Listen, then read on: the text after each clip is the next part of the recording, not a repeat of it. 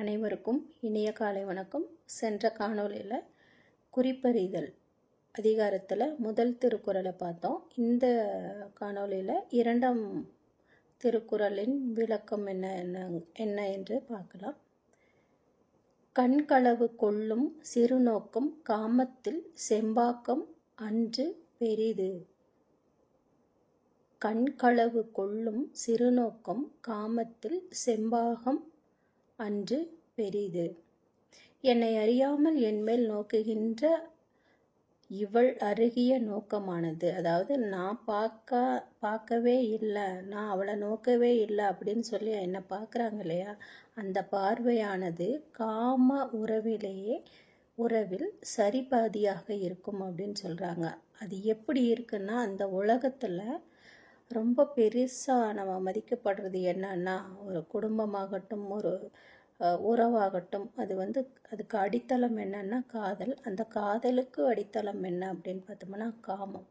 அந்த காமத்தை விட பெரியதாக அந்த பார்வை போற்றப்படுது அப்படின்னு சொல்கிறாங்க. அதுதான் கண் களவு கொள்ளும் சிறுநோக்கம். அந்த களவு கொள்வது, அந்த தெரியாமல் பார்க்குறாங்க, அவங்க பார்க்குறாங்க அப்படின்றது நம்மளுக்கு தெரிஞ்சுமே அவங்க ஐயோ பார்க்கவே இல்லை அப்படின்னு நினச்சி ஒரு பாவனை தராங்க இல்லையா, அது ரொம்ப அழகான ஒரு விஷயமா இருக்கும் அப்படிங்கிறத இந்த திருக்குறளில் சொல்கிறாங்க.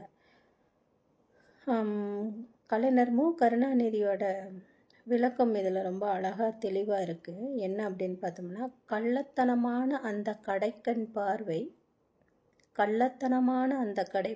பார்வை காம இன்பத்தின் பாதி அளவை காட்டிலும் பெரிது. காமம் பெரிது, அதை விட பாதி அளவுக்கு மேல் பெரிது அப்படின்னு சொல்கிறதுல எப்படி புரிஞ்சுக்கலான்னா, அந்த காமத்தை முழுமையடைய செய்வது என்ன அப்படின்னா இந்த பார்வை தான் அப்படிங்கிறத நம்ம புரிஞ்சுக்கலாம். எவ்வளோ அழகான ஒரு திருக்குறளாக இருக்குது, அழகான ஒரு விளக்கம் கொடுத்துருக்காங்க பார்த்தீங்களா. அடுத்த திருக்குறள் என்ன அப்படின்னு பார்க்கலாம். நோக்கினால் நோக்கி இறைஞ்சினாள் அஃதவள் யாப்பினுள் அட்டிய நீர். நோக்கினால் நோக்கி இறைஞ்சினாள் அப்படின்னா அன்போடு என்னை நோக்கினாள், பின் எதனையோ நினைத்தால் அதை நினைத்து கொண்டு நாணி தலை கவிழ்ந்தாள். இந்த குறிப்பு என்ன காமிக்குது அப்படின்னா, அன்பு பயிருக்கு வார்த்த நீராயிற்று. அதாவது எங்களோட காதலை வளர்ப்பதற்கான அட்டிய நீர். இந்த எப்படி சொல்கிறது, ஒரு விதையை போட்டதுக்கப்புறம் முதல் தண்ணி ஊற்றுவோம் இல்லையா, அந்த தண்ணியில் தான் அந்த செடியோட உயிரே இருக்கும்.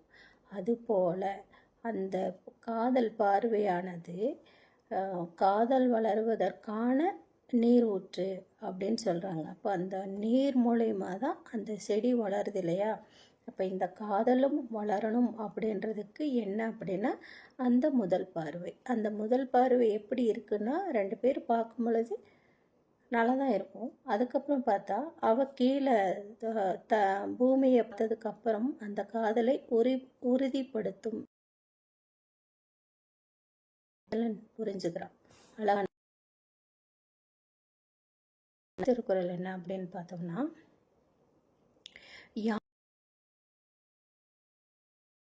காக்கால் தான் நோக்கி மெல்ல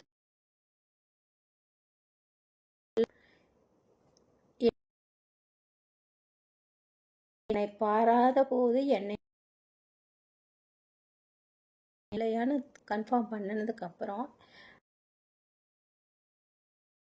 நல்ல புன்னகை வெளிப்படுத்தும் விதமாக இருக்கும். அப்போ என்ன பொழுது எனக்கு எதிராக பார்க்கவே மாட்டாங்க. அப்போ அந்த காதலை உறுதிப்படுத்தும் விதம் நேருக்கு நேர் பார்க்குறோம் அப்படின்னா அந்த பார்வையை தவிர்த்து விட்டு வேறு எங்கோ பார்ப்பது போல பாவனை நிலத்தை ஏதோ கோலம் போடுற மாதிரி ஒரு பாவனை செய்வாங்களா, வெக்கப்பட்டு சிறு புன்னகை பூத்துக்கொண்டு. அதிலிருந்து அந்த காதல் உறுதியாக இருக்குது, காதல் வயப்பட்டாங்க அப்படின்ற நம்ம புரிஞ்சுக்கலாம்.